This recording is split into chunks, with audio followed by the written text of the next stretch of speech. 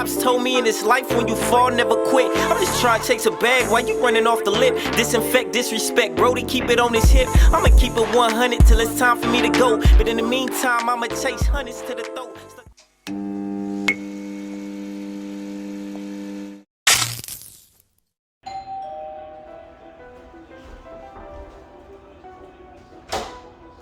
Hey, what's cracking, bro?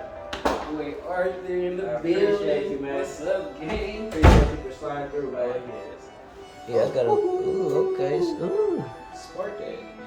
All right, bro. As I hear you like have. No, yeah, we just want to hear because my door right here. But look, check this out.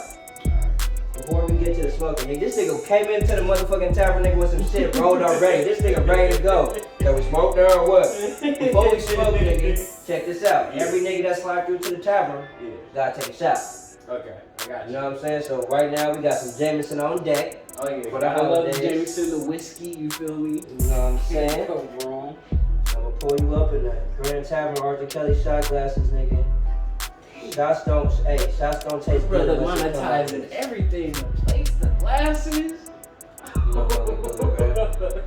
It's branded, nigga. Absolutely. You feel me? Cheers. Cheers. Oh, Swag me up, nigga. smooth.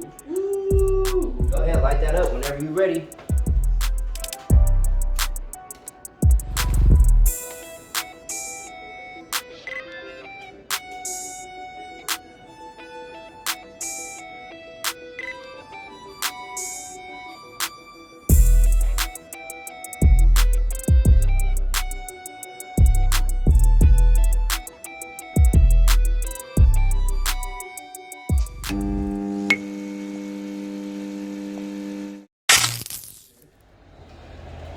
Oh yeah. No, that's my whole vibe, bruh. It's the mermaid vibes. Ocean shit. I mean, yeah, not so much ocean shit, because I don't really, I'm afraid of the ocean, I guess, or I respect it. Yeah. You know what I'm saying? But I do believe that there is something living deeper than we can go. Oh yeah, off the rip. What? There's parts where submarines can't even go under the water and shit. Should have explode or rip it, you know what I'm saying? Yeah. Break in half. But you tell me just because a submarine can't go and humans can't go, nothing else can go? Yeah, nah, that's something down there. Something down there, surely. And I think it's mermaids. Where add me in so I can bring people. Oh, okay, my bad. Here.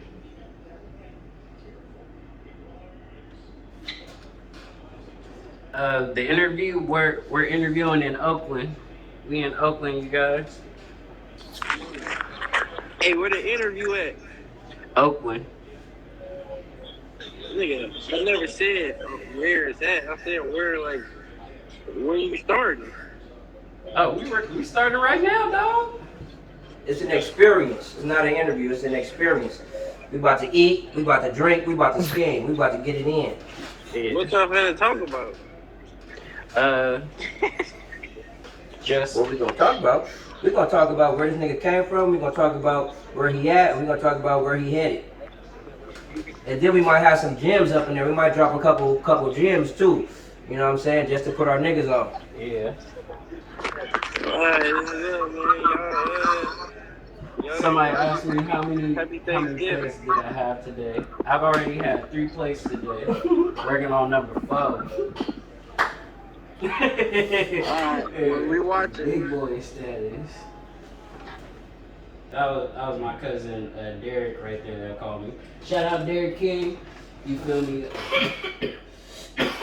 Oh shit. Just your weed? Yeah. Oh shit, you alright? You made this shit? Yeah. God damn. Throw this shit away. Fuck ease, nigga. Bruh hit the fire and said, oh shit. God damn. That's some exticulated shit right there. All gas OG. The fact that we can do this on Thanksgiving, nigga, that's hard. Yeah. We on the cooking show on Thanksgiving. Really though. It's not no fake Thanksgiving, nigga. It's really Thanksgiving Day. Real At life. the tavern, really making, you know what I'm Yeah. saying? Making shit happen, bro. You told me this was like one of the only few days that you had free, and I was like, yeah. Before you left. Yeah, for real. I had to seize the opportunity. You feel me? Right. Man, me and this nigga been going back so far.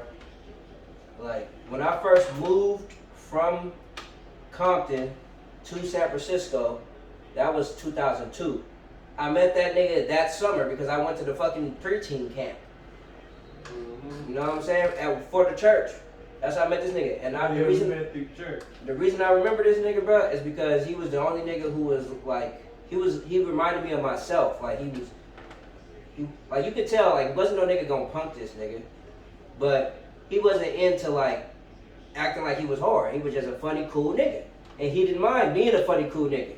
You know what I'm saying? And so that's how I felt about myself. And we hit it off. This was my first friend I met. Him and a fat boy named Ross. But Ross, he wanted to be cool. Yeah. You feel me? So the reason me and Ross became friends actually is because, nigga, on the football field, he was the quarterback. And yeah, everybody saw me going crazy. Nigga had the hands, had the speed. Yeah. So he had nothing to do but respect me. Yeah. You feel me? But this nigga was respecting me on the fact that I was a being.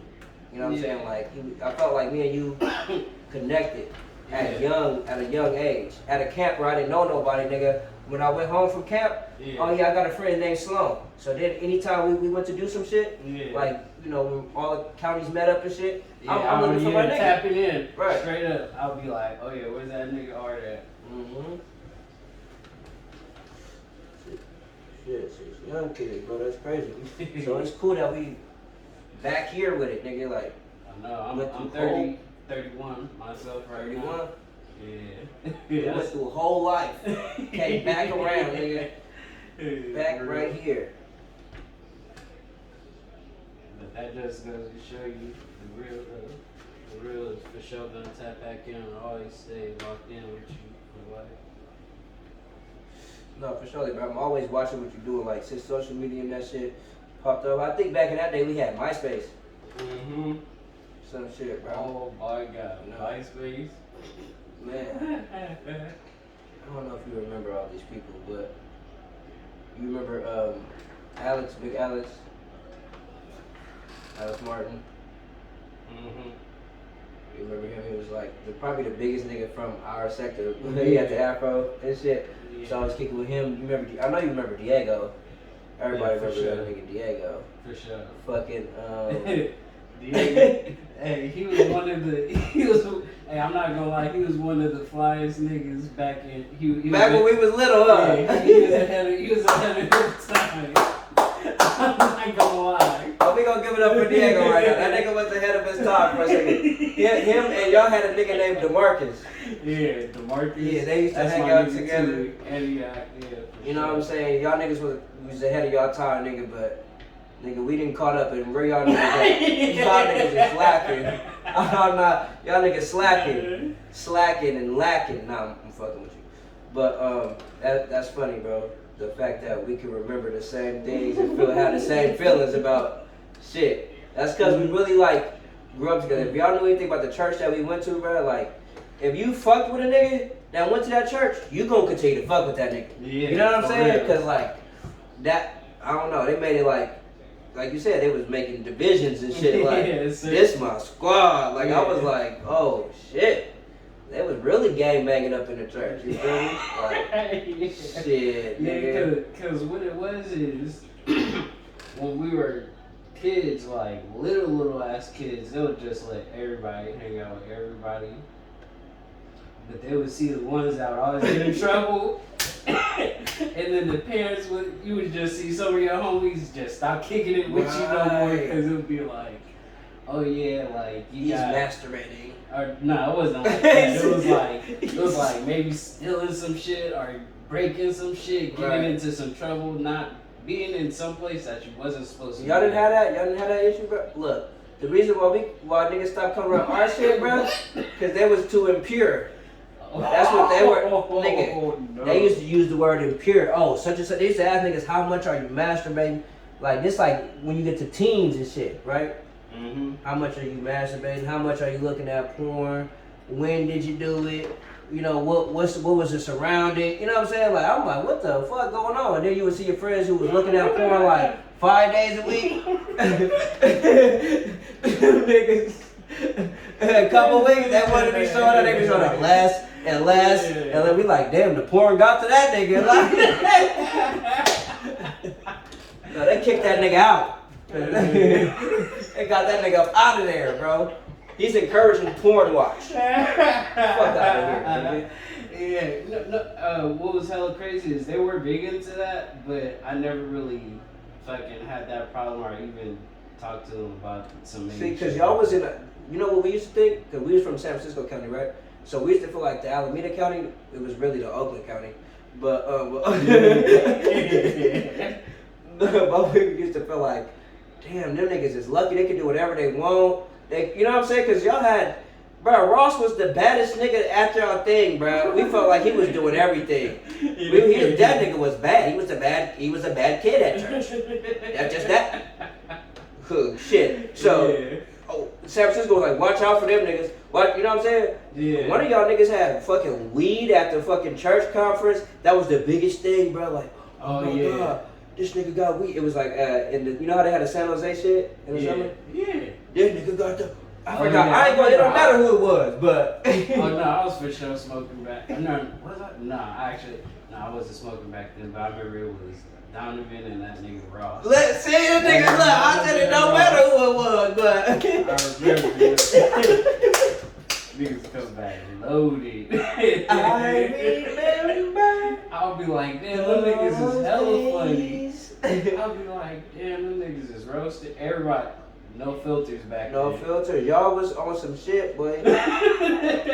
So in San Francisco, they was like, yeah, watch out for the Alameda niggas. Y'all was the bad ones, bro.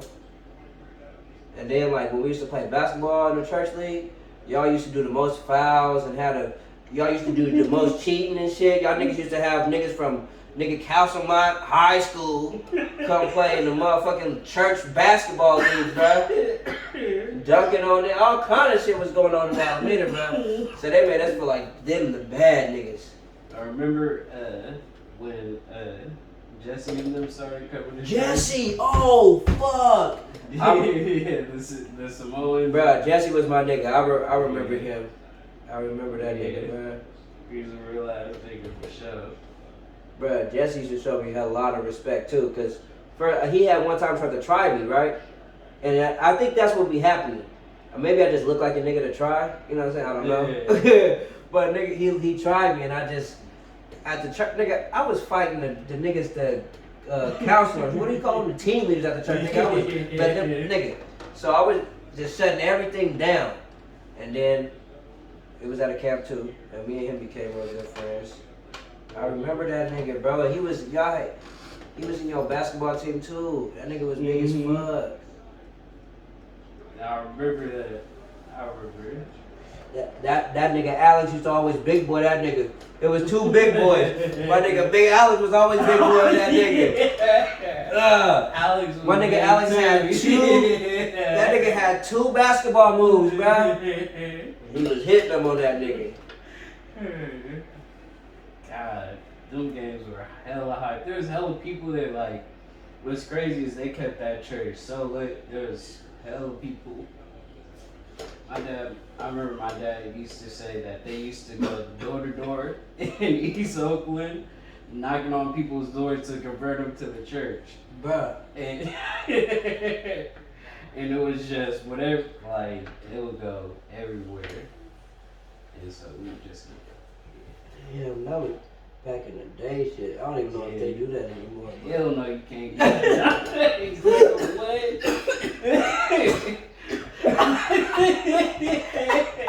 The fuck? Niggas wouldn't have no church, huh? Oh, hell no. They would. Yeah. Damn, that's crazy, bro. Cause I remember even visiting from LA, being up here, and my sister's husband, he was part of niggas doing that. Yeah. And they talking about they going to the hood and shit and knocking on doors. To me, I was just like, nigga, you knocking on doors. But I didn't even realize what the fuck was going on. Yeah. Not me either. Like real life, like it was like I was watching how how they run their shit, but because I was a kid, I didn't really keep game. Right. I didn't even peep in until after till I got kicked out. You know, I started peeping game when they wouldn't baptize me, but they baptized niggas like Diego. Yeah. You know what I'm saying? I wasn't having sex in high school. They baptized this nigga Diego, and he get in trouble every week at church for having sex. Why the fuck you baptized the nigga? I should have got baptized. You feel me? Like, and so I was like, y'all niggas not baptizing me because I'm asking questions, nigga. I'm telling you, you ain't right. No, nigga, that's not right. No, that's not how I go. So I'm not worthy to get baptized. I'm like, fuck you. So that was my first, like, damn, I should have known right then. Yeah. Then I got baptized because it was a thing to do. Alex had got baptized. Like, I'm like, damn, am I just a fucking evil fucking person? Like, I felt like a bad person.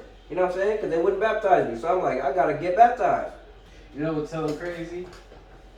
I never got baptized at that church. I did get baptized as a child. My parents for sure baptized me as a child.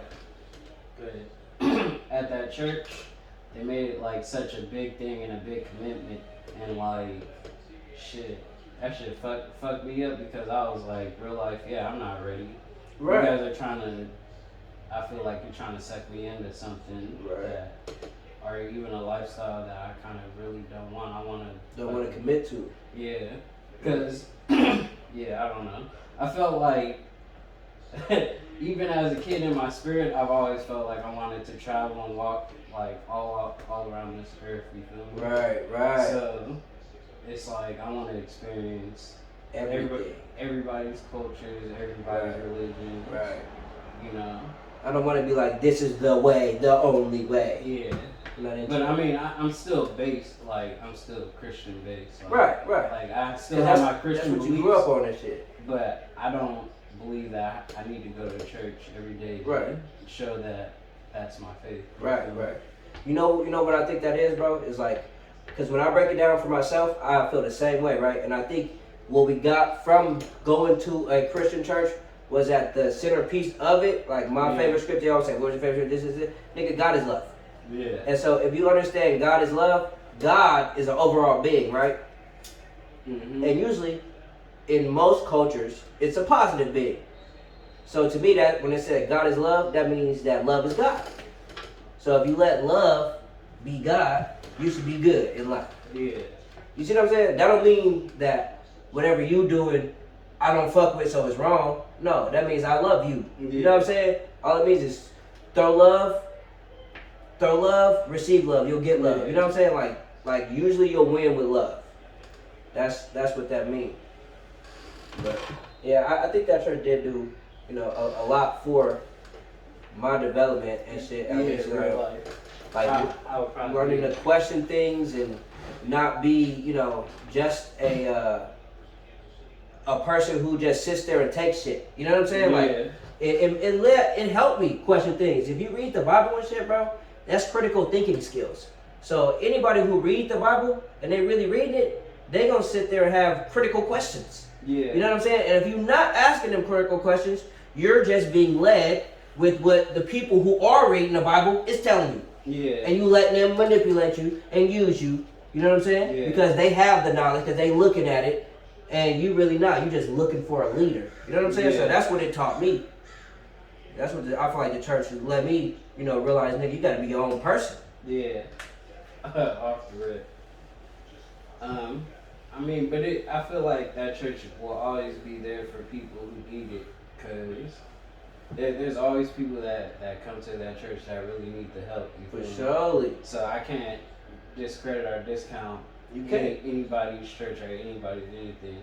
You can't. I fucking needed it. Little did I know, right? Yeah. But I tell you like this, bro. If I didn't go to that church, as much as I despised it while I was gone, because I felt like people was looking at me and I stood out for the wrong reasons. Yeah. You know what I'm saying? As much as I felt like that and I was just being myself, it taught me some shit that I'm able to use today to even help other people. Yeah. Like, even when I talk on my fucking show, because it's not a podcast, it's a talk show. Even when I talk on my show, right? Yeah. I feel like I'm vulnerable. And I say shit, talk about shit that most men will not, you know what I'm saying, want to talk about or say. But Yeah. the church taught me that shit. Why? Because they want to talk to you about this, that, and the third, and it becomes normal to a point, right? Where it's like, if I'm not having no deep conversation, bro, I'm not even having a conversation. Yeah.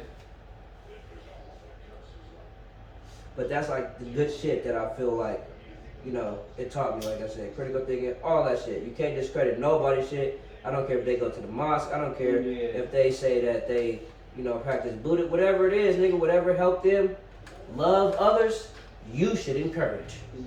Real life. And you don't have to push your beliefs on anybody. You know? I feel like that's what the world has fucked up is you should just let everybody live how they live. Right, so long as it's not hindering you or like, you know, harming you or affecting how you live or provide for your family, let that nigga live, bro. Yeah. San Francisco taught me that. Moving to the Bay Area taught me that. You know what I'm saying? Because, like, coming from LA and shit, like, or Compton specifically, nigga, wasn't no gay shit. That shit's not cool. You should actively tell somebody you are fucking weird for being gay. That's where I was coming from. You know what I'm saying? Like, taught me, right? Yeah. So when I come to the place of the gays, when I see all the gays, what am I doing? Actively telling them that they're weird for being gay. Yeah. When in reality, I was weird for worrying about what the fuck they were doing with they shit. Yeah. You know what I'm saying? And they let me know that. Like, people would be on the muni like, the fuck? Like, the people that I wasn't even talking to, right? As a kid, right? I'm talking to some motherfucker, and the folks around them, like the random people on the bus would be like, why don't you mind your business? Why if he's gay matters to you? And I'm like, cause God made Adam and Eve, not Adam and Steve. You know, all that dumb shit, right? And like just being a real ignorant young nigga on the bus, but they had to teach me in real life situations and shit like, no nigga, you need to mind your business, take care of what you need to take care of, and let everybody else do the same. Yeah. Take that shit to the table, cause I'm getting hungry for sure.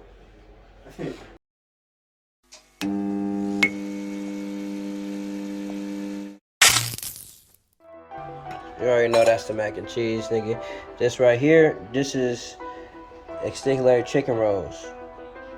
So, watch out for that toothpick. Yeah, go ahead, do your thing. Just watch out for the toothpick. This right here is that extinguished roast. It might be, you know, a little spicy or may have a little kick to it. So if you don't like no spice, it may not be the thing for you, but it's fire. Yeah, and we got the candy yams over here. And the dressing, gravy on the table, and Thanksgiving dinner at the Grande Tavern. You know what it is. Shit, I'm gonna just pour a shot for the hell of it, cause we already here. You know what I'm saying? I got my boy Sloan on the tavern. This nigga slid through with me on Thanksgiving Day. You feel me? We going up. Hey, ask my nigga if he want one. Slow, you want one?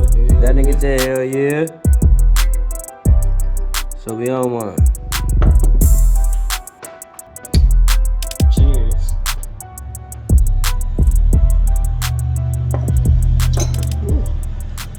Boom. So, bro, I appreciate you for pulling up, you know what I'm saying? Enjoying this great food with me on this great Thanksgiving day, nigga. Oh yeah. Special day. But for those who don't know you, just let the folks know a little bit about you, where you come from, and what you're getting into. So, I go by CMC Sloan. The CMC stands for Cash Money Code. And I'm a music artist. And also on the side, on a little side hustle, I cultivate and I grow for myself. Legally in California. So the cultivating is the side hustle, Yeah. and the music is the main hustle. Yeah. For sure. So how long have you been doing music? I started taking it serious more or less last year, 2020, and I've just been continuing to kind of just be more consistent on dropping stuff and just trying to get my name out there. So would you say like you've always been a musician? Like how long? Yeah. Like yeah, like how long have you been really like doing the music shit? It's always been something that's been on the side. Originally, growing up, I thought I was gonna be a computer graphic designer. Where'd you go to school at? Like elementary school? I went to Sequoia Elementary. Where's that? That's off of Lincoln and 32nd, like in East Oakland. Okay. Kind of like where Fruitvale, real life where Fruitvale is at. Okay. And from Sequoia Elementary, I went to Bret Harte Middle School. And Bret Harte is still kind of inside that area too in East Oakland. But yeah. And then when did you move out of East Oakland? Probably, when I was like 15 or 16. Okay. Yeah. Well, what made you like? Did you just? For the most part, it was like my parents were always looking for like better education. What do you call it?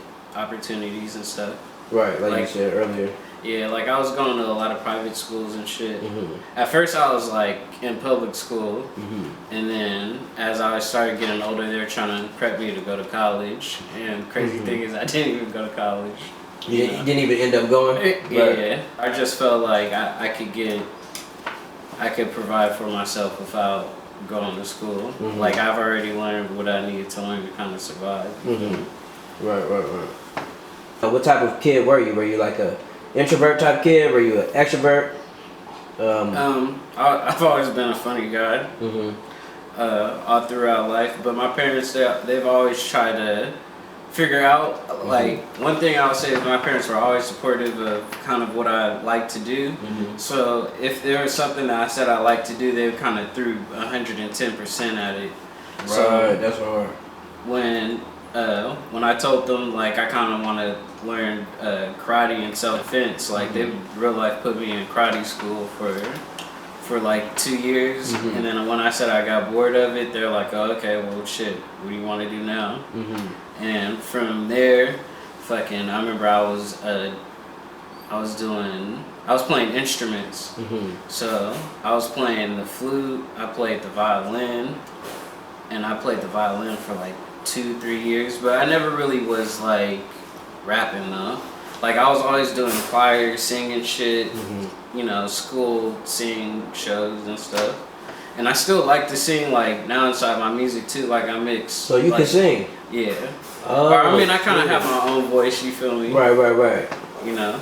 Yeah. Yeah, nigga said I got my own voice, right? Like Young Thug, so shit. Like, I think got his own voice too.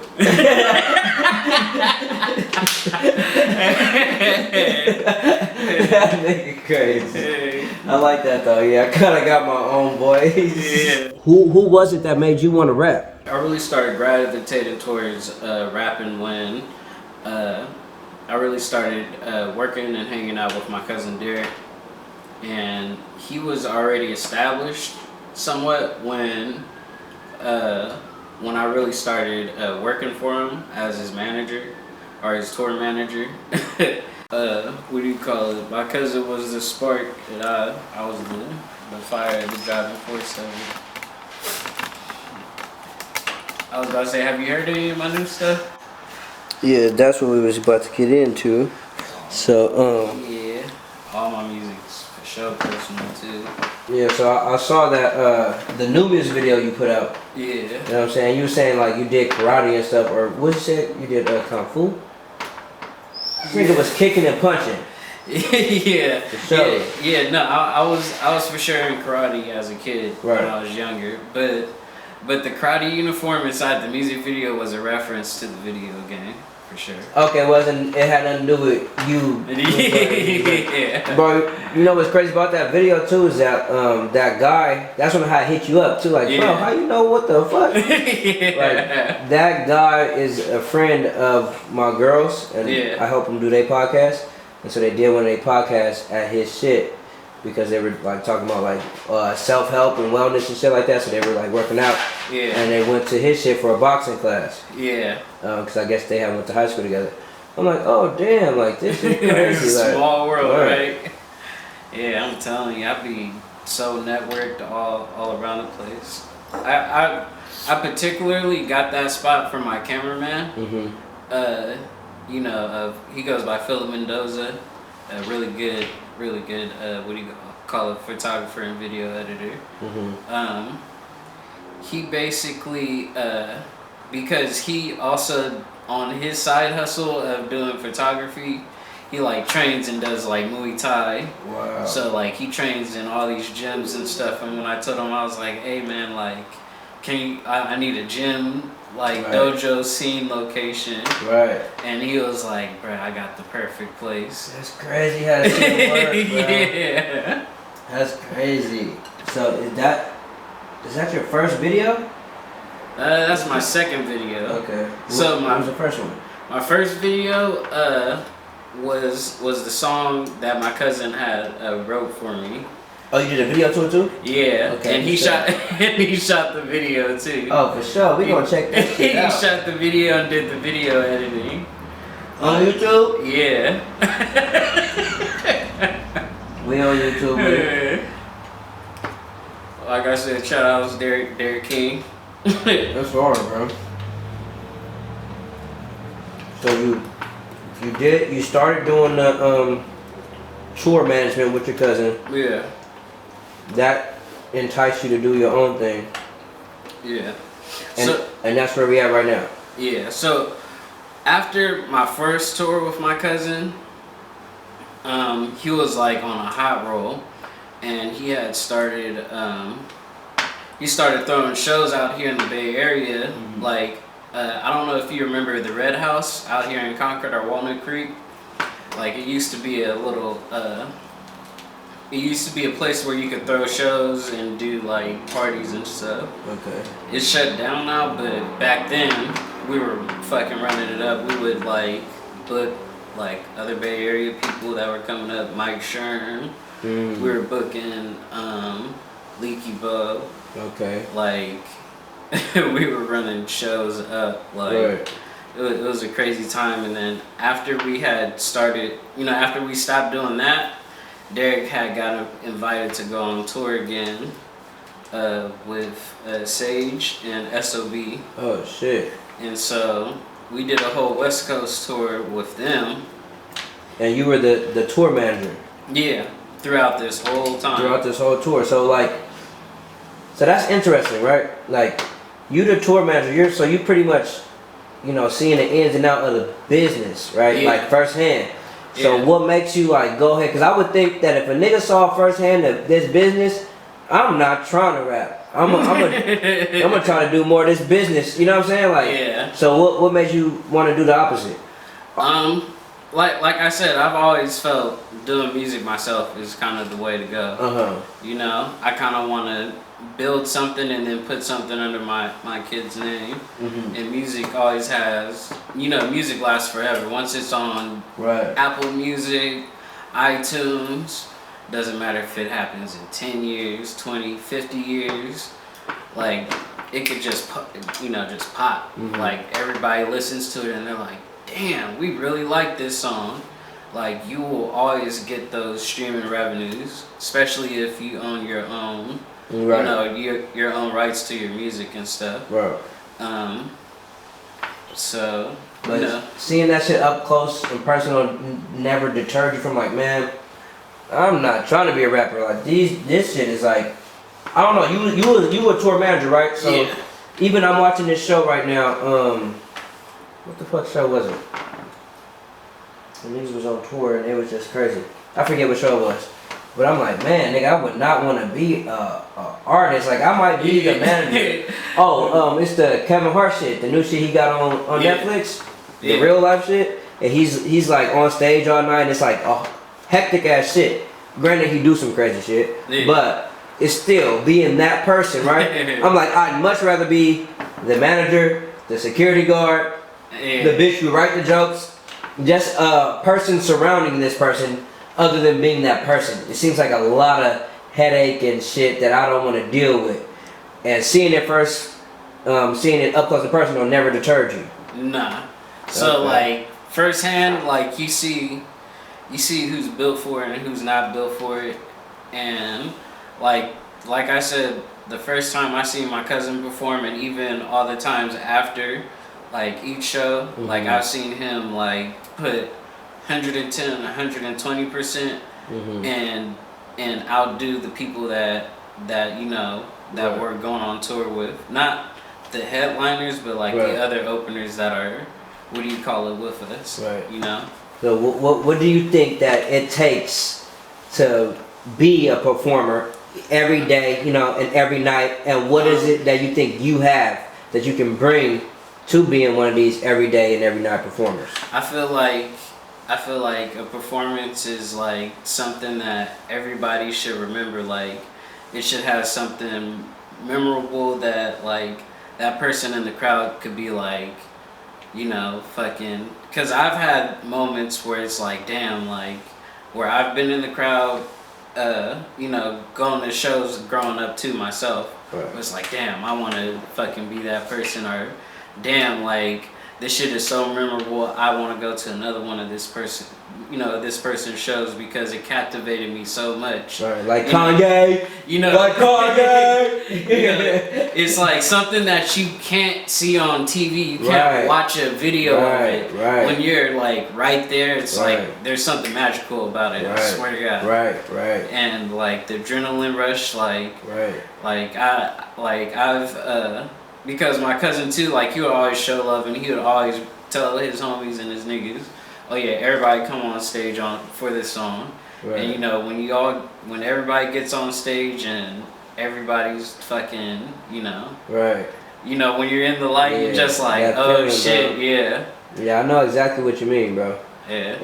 I'm just asking because I'm like, damn, like I've never been that up close and personal. So right now I say, hell yeah, nigga, sign me up. You know what I'm saying? But I'm watching this show and then I'm like, see this shit, I'm like, oh, I might want to. But my feeling, you know what I'm saying? Like when I go to concerts and shit, like I go to the Weeknd concert, nigga, I feel like I am the Weeknd, and I'm, you know, dancing and doing my shit. And you know what I'm saying? Like it's that magic that you get. You know what I'm saying? Like you said, it's a magical feeling. That, you know. And just being backstage too, like. Like I said, before I was like really locked in with my cousin, I was, you know, paying to go for shows. Like I remember I went to, you know, Tyler the Creator show. I seen Tyler the Creator, ASAP, Lil B, Danny Brown. Thank you, ASAP. Yeah. You know. Right. Like I've seen a couple of shows, but like compared to actually like being backstage or like seeing how everybody's moving and working, it's like, different, right? Yeah. It's like being a consumer versus being a nigga who provides the shit you're consuming. Yeah. You know what I'm saying? Like to me, it's a much better feeling, like doing this and editing this than watching Adam 22. Yeah. Now I love Adam 22. Yeah. He's cool. Same as Black. Academics, all those guys. Yeah. Right on. But I much love sitting down here with my lights and my camera and my friends and my food and doing my show. Yeah, for real. Type shit, right? Yeah. Like, and some people, they don't get that feeling. They feel like, I know, I'd much rather watch it. And if that's you, then that's you, and that's what you for. Right? Yeah, real life. Everybody's built for something. For something, right. And you might be built to be a consumer and a buyer and a sheep. Some people are built to be wolves and, you know, creators. Yeah. You see? Free thinkers.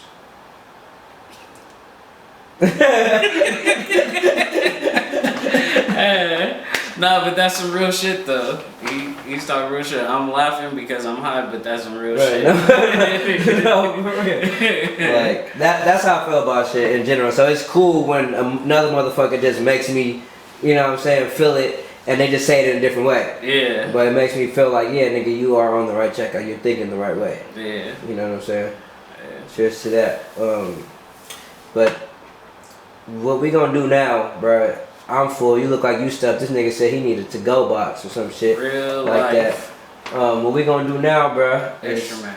We're gonna take this over to the Exticulary Lounge, Okay. and we're gonna need you to create us something real good for Thanksgiving, nigga, that we can sip on. Okay. You feel me? All right. Let's get it. What are we mixing?